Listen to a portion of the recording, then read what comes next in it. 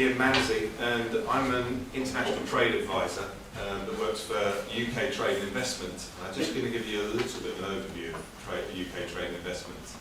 It's actually a government department that's a joint venture between the Department of Business Innovation and Skills and the Foreign and Commonwealth Office.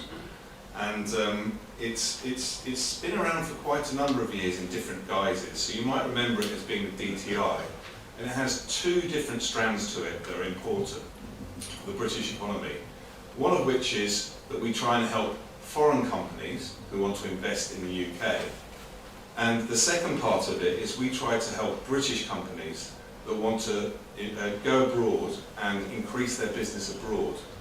And that's my role. I work on the international trade side. There are a number of different parts of the department which are there to help British companies. Different strands of which I'm going to explain now. The first of which is we do try to get close to different trade organisations. So just before Christmas I did actually speak to the Interim Management Association, which there might be some members here tonight. And so we try and get the message out there that there are people abroad that are there to help British companies that want to increase their business abroad. The other thing we do is we try to work with these organisations to understand the strategy of British businesses and to try and influence British government policy so that we can make sure that we're really competitive when we go abroad. Then on a more practical level, we do have international trade advisors like myself that have normally been recruited from outside of government. So for example, you touched on it previously, I actually did go abroad, but it wasn't that far. I used to manage Thomson Reuters Ireland from Dublin. My wife's from Cork and I got posted over there for some reason. But I also managed a sales team throughout Europe from London as well. What we do is we try and get people that understand business, that have done international business previously, and they're there to actually advise British companies on what services are available from UKTI and also from other parts of government as well, and to be a bit of a wall to bounce ideas off when people are trying to work out their international strategy. Then the third part of the organisation is actually the most important part, and that's where we've got over 100 offices globally with about 1,200 different commercial officers who are there as boots on the ground to help British companies. Most of the people are based in embassies or consulates around the world, and they're normally either recruited globally or they're career civil servants who have a real understanding of the local culture, can speak the language, and can help British companies understand the best way to do business abroad. The best way, we've got a number of different services that we supply to people. So for example, we do help people that want to go to trade shows with grants. We also help people get training to ensure that they understand the complexities of doing international business. And our website, which is www.ukti.gov.uk, has got a number of doing business guides which can give you overviews of the countries that you're looking to do business with.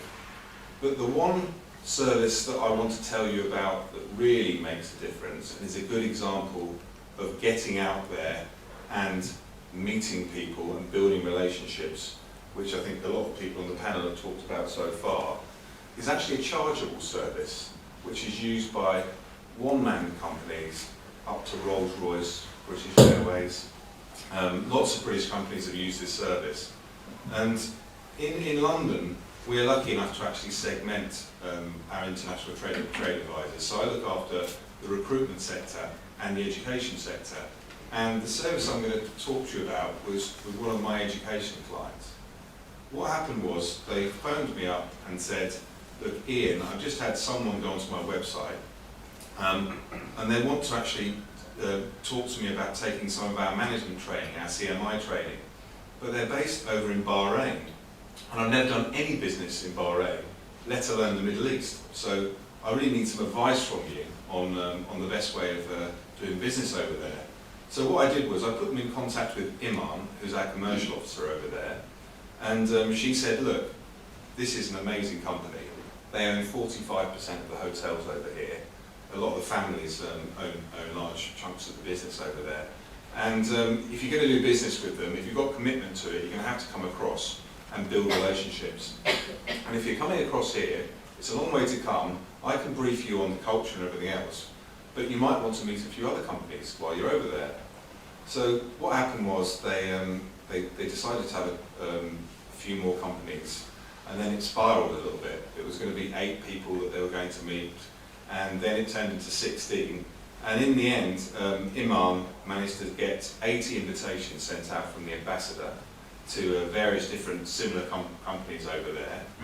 And my client decided they wanted to do a seminar quite similar to today, and it was going to be done in the embassy. But unfortunately, we were rewiring the embassy at the time, so we couldn't put any of this technology in there. So we had to move the ambassador out of his house and do well, half of his house, we let his kids have half of it, and do the seminar there. We had 45 clients turn up for that event. It's called an Overseas Market Introduction Service. It cost about £4,000, including drinks and food, etc. We call that the Ferrero Rocher touch. And out of those 45 clients that turned up, they actually managed to get 2 pieces of business out of it, which paid for the actual OMIS, the Overseas Market Introduction Service, and all of the costs of going over there. I'd like to say this is a fairy tale, and that original client has signed up. But unfortunately, that negotiation is still going on. But I must say that the first thing I talked to my client about on the phone was, it does take a lot of time to do business in the Middle East. So effectively it's about building relationships. And that's still ongoing. But I just wanted to give you an example of how there are people out there. I think you definitely need to go out to market, build relationships and meet people, but there's also some help out there to help you do that.